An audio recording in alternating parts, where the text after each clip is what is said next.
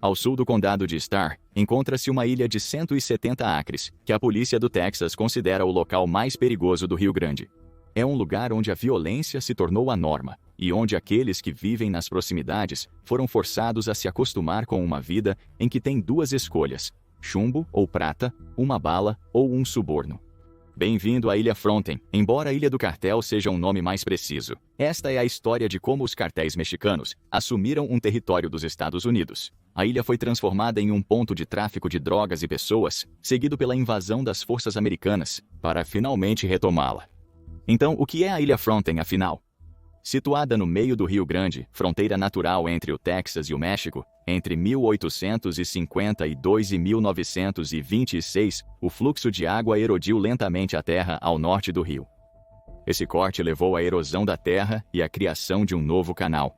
Isso também resultou na criação da ilha em questão, chamada de Ilha Fronten, por estar próxima à vila de Fronten, no Texas. Em 1959, a ilha foi reconhecida como território mexicano, mas colocada sob controle conjunto do México e dos Estados Unidos, braço da Comissão Internacional de Limites e Águas, ou Comissão Internacional de Limites e Águas, e é esse controle conjunto que acabaria abrindo caminho para as operações do cartel. As disputas entre a Comissão Internacional de Limites e Águas e o México começaram quase imediatamente, resultando na Comissão Internacional de Limites e Águas, optando por delinear a fronteira internacional para o sul da América, citando os termos do Tratado de Limites de 1970. Em outras palavras, a Comissão Internacional de Limites e Águas tentou colocar a ilha inteiramente sob jurisdição americana, criando uma área cinzenta legal. Nem o México nem os Estados Unidos ofereceriam tropas ou oficiais de aplicação da lei para patrulhar a Ilha Fronten, que se tornou uma terra de ninguém, embora não por muito tempo. Contudo, nos primeiros dias da disputa territorial, a vida na ilha era bastante pacífica. Na década de 80, fazendeiros mexicanos usaram a ilha para alimentar seu gado, beneficiando-se da vegetação exuberante e densa cobertura de bambu. Novamente, disputas territoriais ressurgiram. Irritado com os fazendeiros mexicanos usando a ilha, o Rancho Cisneros do Texas reivindicou-a. A ilha voltou a ser terra de ninguém, sem uso efetivo pelos fazendeiros de ambos os lados. Foi por volta dessa época que ocorreu a primeira atividade criminosa na Ilha Fronten. Em 10 de junho de 1983, 7 fugitivos armados escaparam da prisão municipal Miguel Alemán do México. Agora servindo como centro de detenção de imigrantes, a prisão tem capacidade para apenas 6 pessoas e fica próxima às margens do Rio Grande. Era maior nos anos 80, mas servia ao mesmo propósito. Ainda assim, não era tão grande que prisioneiros precisassem romper muitas camadas de defesa. Os fugitivos usariam sua baixa estatura durante a fuga. Os fugitivos enviados para trabalhar na prisão elaboraram um plano de fuga. Usar suas ferramentas para atacar um guarda antes de roubar sua arma para ajudá-los a fazer a fuga. Armados, eles escaparam da prisão por um portão deixado aberto durante uma entrega de madeira e fugiram para a Ilha Fronten, usando a densa folhagem de bambus para se esconder das autoridades. Uma potencial crise internacional se formava. A fuga era preocupante, porque 3 dos 7 homens estavam sendo mantidos pelo assassinato de 2 oficiais da Polícia Federal Mexicana. Eles já eram considerados perigosos. Agora, eles estavam armados. Autoridades do México e dos Estados Unidos cooperaram para prender os fugitivos, mas com pouco êxito. As patrulhas de helicóptero foram infrutíferas devido à vegetação selvagem e desordenada da Ilha Fronten. A tentativa de fuga por pouco não deu certo. Infelizmente para os fugitivos, eles teriam que sair da ilha. Isso não seria um problema se a Ilha Fronten estivesse controlada pelos cartéis, que conseguiriam contrabandeá-los para fora. Mas não era assim em 1983. Os 3 fugitivos estavam por conta própria. 3 tentaram deixar a ilha em 12 de junho de 1983, apenas 2 dias após a fuga. Todos foram capturados. Quanto aos outros 4, há pouca informação sobre o que aconteceu com eles e se eles foram ou não capturados novamente. Contudo, estabeleceu-se um precedente perigoso. As disputas territoriais sobre a Ilha Fronten levaram a uma proteção insuficiente. A região é quase desabitada, ideal para o cartel transportar drogas, armas e até pessoas. Entram em cena o Cartel do Golfo e o Cartel del Noreste, ou Cartel del Noreste, 2 gangues rivais que desejam usar a Ilha Fronten como um refúgio seguro e um ponto de observação. Ambos são gangues perigosas e assassinas que não hesitariam em colocar uma bala na sua cabeça. O Cartel do Golfo tem suas raízes em 1984, quando Juan Garcia Abrejo assumiu o controle do que era um pequeno negócio de contrabando de maconha e heroína de seu tio.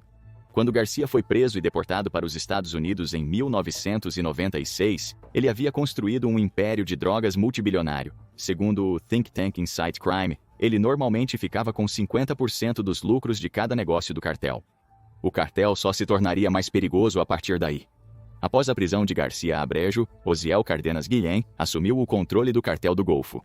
Cardenas militarizou o grupo, recrutando pelo menos 31 ex-soldados das Forças Especiais Mexicanas, como executores de sua gangue e treinando outros membros. Cada um dos 31 foi tentado por salários 3 vezes maiores do que receberiam no exército mexicano, oferecidos por Guillén. Um regime muito mais brutal estava agora em vigor, um que continuaria além da prisão de Guillén em 2003, e até o uso da ilha Fronten pelo Cartel do Golfo. O Cartel del Noreste é um cartel recente, mas igualmente perigoso. O grupo iniciou no Cartel Los Zetas, uma das gangues mais perigosas do México, mas se separou em 2015, após a captura do líder dos Los Zetas, Omar Trevino Morales. A captura de Trevino gerou conflitos dentro dos Los Zetas, especialmente quando seu irmão, Juan Francisco Trevino Morales, tentou assumir a liderança do cartel. A reação seguiu.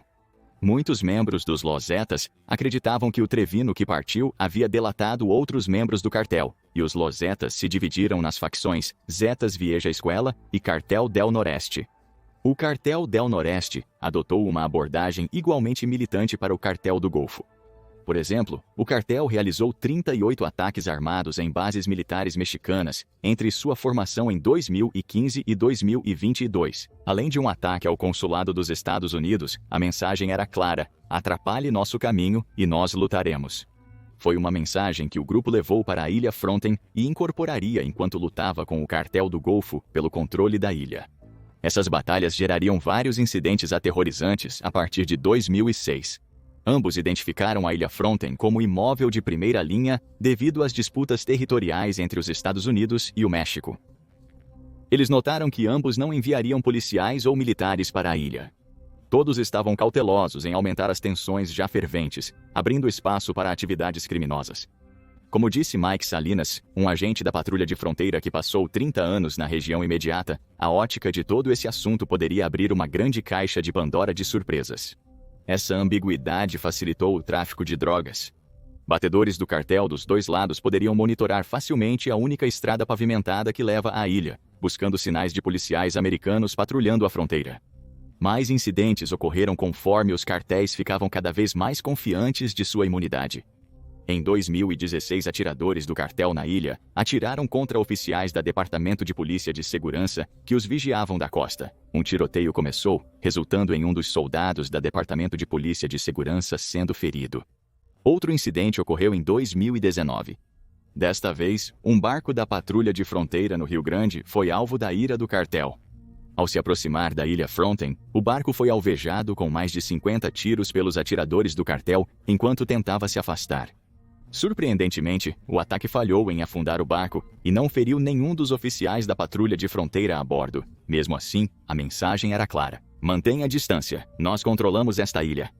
O problema era que esse controle estava dividido entre dois cartéis, ambos envolvidos em tráfico de pessoas, drogas e armas. Segundo Jason Jones, ex-oficial da Divisão de Inteligência do Departamento de Polícia de Segurança, o cartel usava essa ilha, conforme relatos que ouviu, para contrabandear pessoas para os Estados Unidos.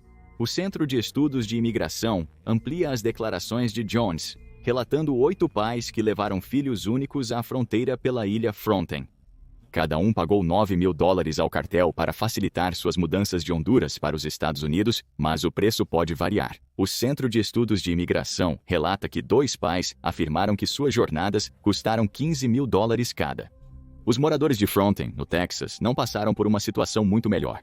Enquanto os 2 cartéis lucravam com o tráfico de drogas e de pessoas, eles também focaram sua atenção nos 180 residentes da Vila Ribeirinha, que deu nome à ilha. A vila, lar de fazendeiros e agricultores, estava sob constante observação. Os cartéis controlavam os moradores com ameaças de violência. Um residente de 80 anos contou ao Centro de Estudos de Imigração que há mais de 30 anos não visitava a propriedade vizinha à beira do rio. apesar de estar a apenas 200 metros de distância. Devido ao seu medo, algo tinha que mudar. A ascensão do governador Abbott marcou uma nova era para a Ilha Fronten.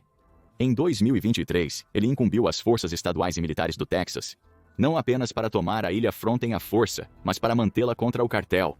A tarefa foi habilitada em setembro de 2023, quando Buckingham decidiu que o Texas deveria controlar a Ilha Fronten. Uma invasão estava sendo planejada, uma que faria a ilha finalmente sair das mãos dos cartéis que a controlaram tão brutalmente por mais de uma década. Amanheceu em 2 de outubro de 2023. Abbott proferiu palavras de encorajamento diante das forças reunidas. A maioria, equipada com rifles M4, movia-se enquanto Abbott informava sobre os planos de evacuação médica e a disponibilidade de sangue extra para transfusões, caso houvesse combate e alguém fosse baleado. Começo de discurso nada promissor. Mesmo assim, Abbott também ofereceu conselhos sábios aos soldados que se preparavam para invadir a ilha. Ele alertou para ficarem atentos às estruturas com grafite, muitas já marcadas por balas de atividades de cartel, pois dariam vantagem de altura a qualquer atirador de cartel. Essas estruturas eram usadas por atiradores de elite do cartel para observar e atirar contra a patrulha de fronteira, muitas pintadas com insígnias de cartel indicando que pertenciam às gangues. Os Texas Rangers também foram alertados sobre bombas. Um explosivo improvisado, rifles semiautomáticos e munições foram encontrados na Ilha Fronten um mês antes da invasão. Os Rangers foram orientados a vigiar esconderijos suspeitos, mochilas, pilhas de roupas ou qualquer outra coisa incomum na ilha. Eles foram instruídos a não tocar em nada que encontrassem, pois esses itens são frequentemente usados pelo cartel para atrair invasores para armadilhas. Se virem algo, foi dito aos Rangers, eles devem marcar e seus comandantes enviarão uma das 3 equipes de desarmamento de bombas que estão de prontidão e prontas para seguir seu líder. O capitão dos Rangers falou. Ele lembrou às tropas que a Ilha Fronten estava em meio a uma guerra territorial de cartel. As balas podem começar a voar, mas é tão provável que seja o cartel do Golfo e o cartel del Noreste lutando entre si quanto eles atirando nos Rangers. Quando esses caras entram em ação, diz o capitão, muitas balas voam em nossa direção. Não é um fogo direcionado, então fique atento a isso. Ele disse aos Rangers para procurar abrigo e esperar o tiroteio parar se isso acontecer. Mas e se for um fogo direcionado? O capitão explicou que é uma possibilidade e que os Rangers precisam ser muito cuidadosos nessa situação. Afinal, eles estão lançando o assalto junto com a Polícia Federal Mexicana. Os Rangers precisam fazer cada tiro valer e, crucialmente, evitar atingir qualquer policial mexicano com seus disparos. Afinal, a Ilha Fronten já está sujeita à tensão territorial. Um incidente internacional significativo poderia acontecer se os Rangers atirarem em alguém que não seja do cartel por acidente. Com tudo isso dito, o capitão dos Rangers deu um último conselho. Cuidado com as abelhas assassinas na ilha. Com todas as informações, os Rangers estão prontos para atacar. Muitos estão inquietos, conversando ou se movendo de um lado para o outro enquanto aguardam a ordem de partida. Outros podem estar questionando o real motivo de tomar esta ilha. A Ilha Fronten não apenas se tornou um refúgio para atividades de cartel, mas também uma parte fundamental da política do governador Abbott, desde que assumiu o poder no Texas.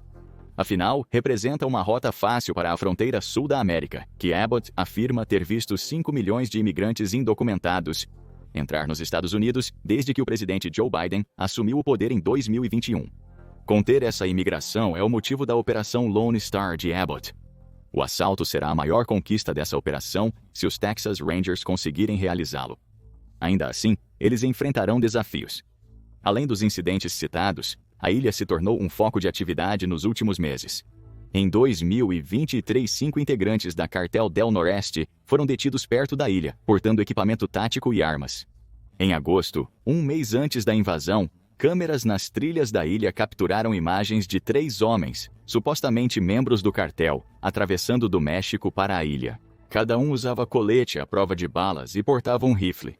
Os guardas florestais não podem se dar ao luxo de correr nenhum risco. No entanto, eles possuem experiência em tomadas de ilha. Em abril de 2023, agentes da Departamento de Polícia de Segurança realizaram uma operação similar em ilhas perto de Eagle Pass. Essas ilhas, de apenas 45 acres, também foram usadas pelo cartel para transportar drogas e pessoas. Assim como a Ilha Fronten, elas estavam desleixadas e cobertas de vegetação. Desta vez, eram plantas de carrizo, que podem facilmente crescer tão altas quanto uma pessoa, e segundo Don Buckingham, crescem tão densas que seria impossível localizar alguém escondido entre elas. Mesmo alguém a 5 pés de distância seria invisível para câmeras infravermelhas, tornando a identificação a olho nu impossível. As invasões em Eagle Pass foram sucessos inquestionáveis. Nos 2 dias seguintes às invasões, a patrulha de fronteira prendeu 10.000 migrantes e apreendeu pelo menos 52 libras de fentanil. Buckingham afirmou que a apreensão de fentanil era suficiente para matar toda a população dos Estados Unidos, junto com 17,2 kg de êxtase, 5 kg de cocaína e 5 kg de metanfetamina. Adicione 20 armas de fogo, 5 veículos roubados e $48 mil, e você terá os resultados de uma operação muito bem sucedida. Os Texas Rangers esperam repetir o resultado na Ilha Fronten. Após o briefing, dezenas de homens armados embarcam em um comboio de veículos todo-terreno rumo à Ilha Fronten. Os homens não embarcam de imediato.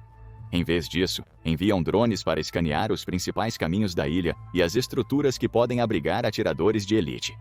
Nenhum é encontrado. A tarefa será ainda mais desafiadora devido à rara chuva noturna, que resultou em caminhos profundos e lamacentos, não ideais para um tiroteio.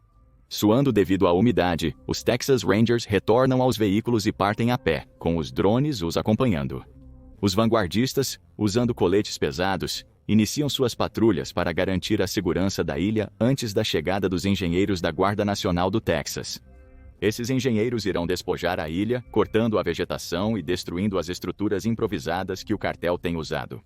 Eles instalarão arame farpado antes de trabalhar com os Rangers, para evitar que a ilha seja retomada pelo cartel.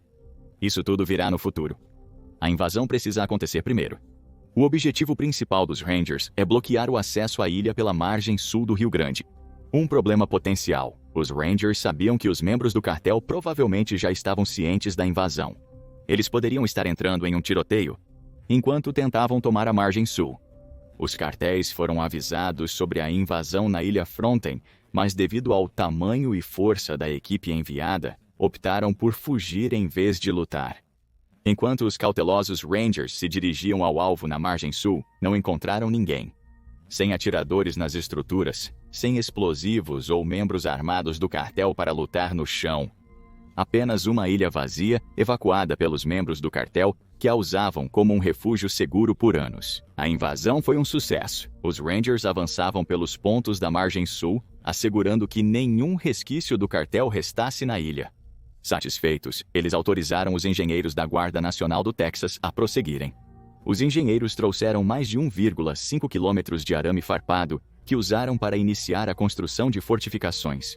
A vegetação também foi cortada para garantir que nenhum membro do cartel ou imigrantes indocumentados pudesse usar o denso bambu da Ilha Fronten para se esconder das autoridades. Este aspecto secundário da tomada da Ilha Fronten seria mais tarde chamado de Operação Flat Top. O Texas controlava a Ilha Fronten, e nem uma única gota de sangue foi derramada. A vitória foi declarada em 3 de outubro de 2023, marcada pelos Texas Rangers, posando para uma foto com a bandeira do Texas. Os próximos 2 meses ou mais foram dedicados à Operação Flat Top, finalizada em 27 de novembro de 2023. A Ilha Fronten finalmente estava livre de sua densa vegetação, além de estar fortificada a tal ponto que as travessias de fronteira usando a ilha como intermediária se tornariam mais perigosas do que valiam a pena. O Escritório-Geral de Terras do Texas declarou que a atividade do cartel diminuiu 100% após a conclusão da operação. Atualmente, a área está sob controle do Texas, sendo regularmente patrulhada pelos Texas Rangers e pela Guarda Nacional do Texas. Porém, as disputas territoriais que o tornaram uma terra de ninguém, possibilitando o uso pelo cartel, permanecem sem solução. O Texas reivindica a propriedade da ilha, enquanto o México contesta.